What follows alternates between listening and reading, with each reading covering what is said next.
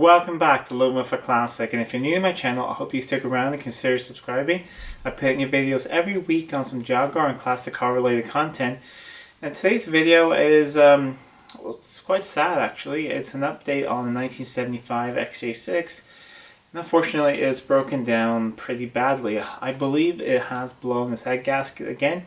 I've not had time to fully investigate this, but at least something is causing coolant to get into cylinder 2, like you saw in that video in the introduction that I just shot on my phone when I got back from my drive. So to make a long story short, I was out driving an errand in the center of the town that I live nearby, and I've been driving on the highway and everything is normal. I just want to emphasize the car had never gotten hot, the oil pressure was great, everything felt normal.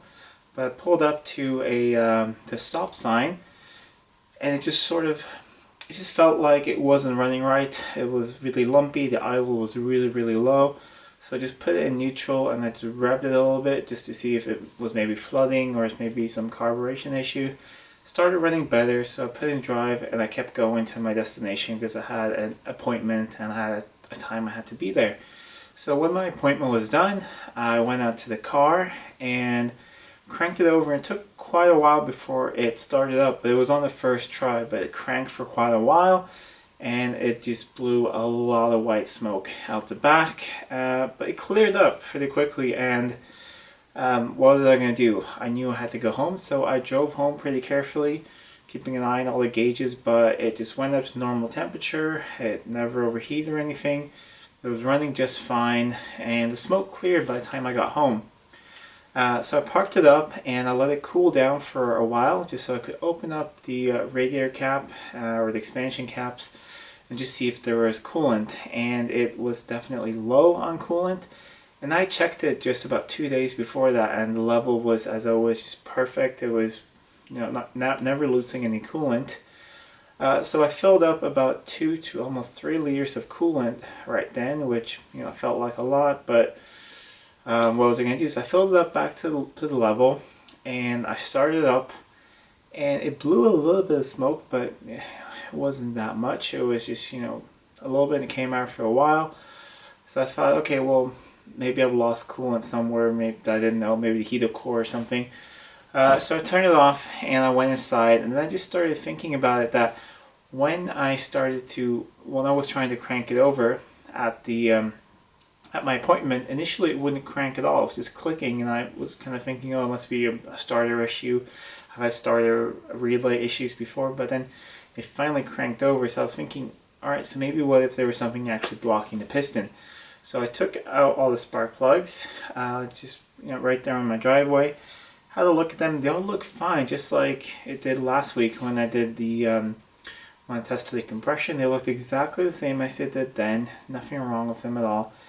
So I decided just to crank the engine over with everything out of it, because at that point I was starting to thinking, okay, maybe I do have a head gasket leak or something. So I cranked the engine over, and like you saw in the video, it was just shooting out a fountain of coolant out of cylinder number 2, just straight up into the air. And that's when I started to realize what's been going on. So the funny thing is, it runs very well from cool. So when it gets up to temperature and the cooling system pressurizes, you start dumping coolant into cylinder number 2 somehow. But then it will run fine after a while. So if it doesn't get full operating temperature, it seems to run pretty fine.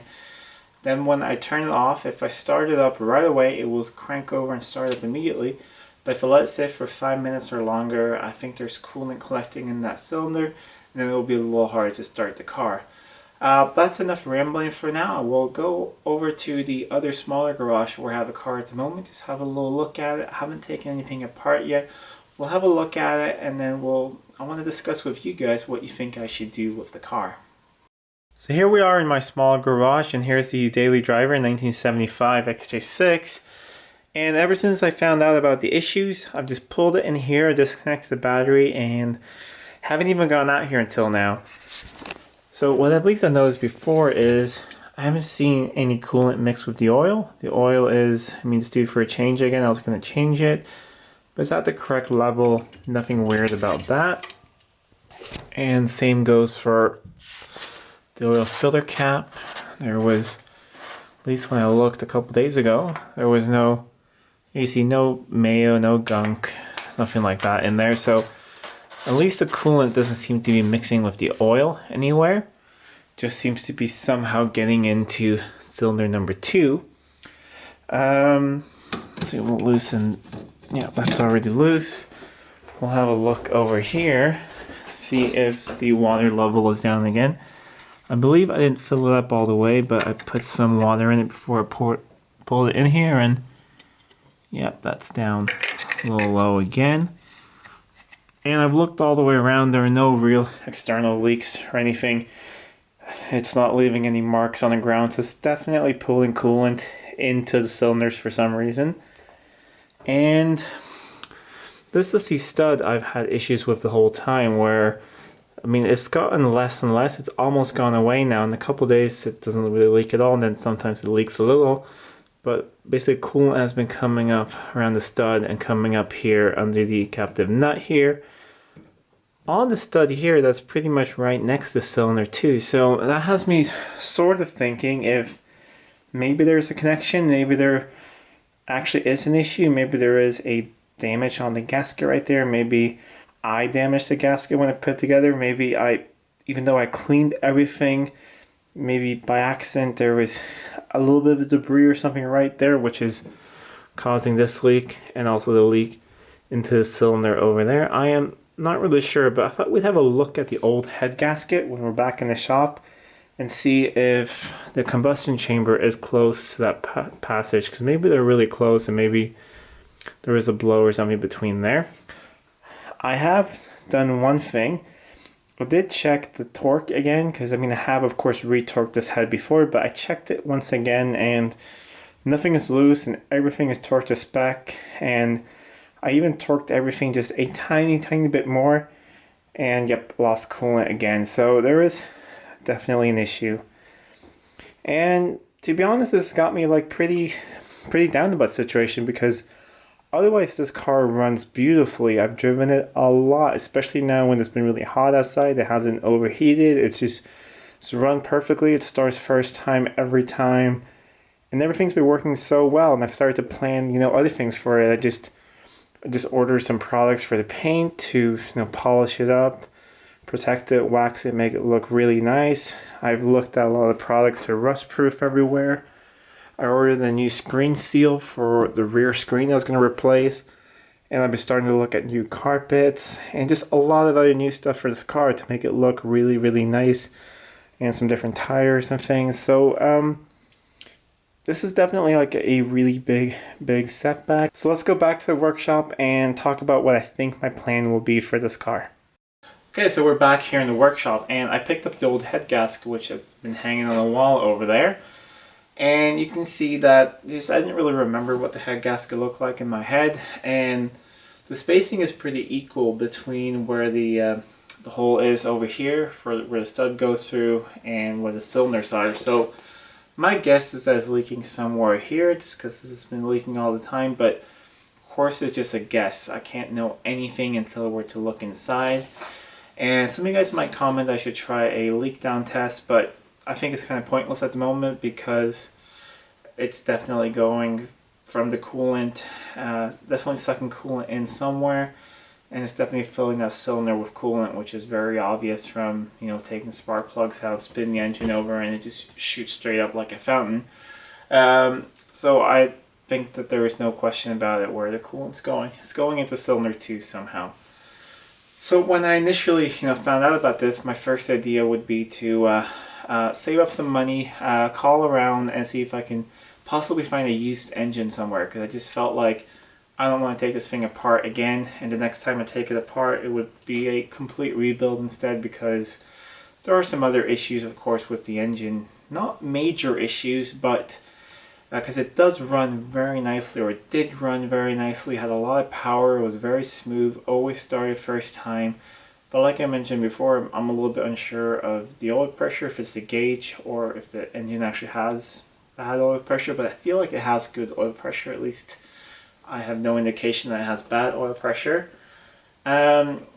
And then there's the slight low compression in cylinder number 6, which could be rings. Most likely it's rings or something in the cylinder bore. But because of the issue now, that I think it must be somewhere between the stud and here, but once again it's just a guess, I started thinking that maybe I should just give another shot. Take it apart, not as much as I did before. Just take it apart, check again, just as much as I can, see if I can find anything. And some of you guys might be mentioning, well, just take it to a machine shop. Well, that will turn into a full restoration, and I don't really have that kind of money right now.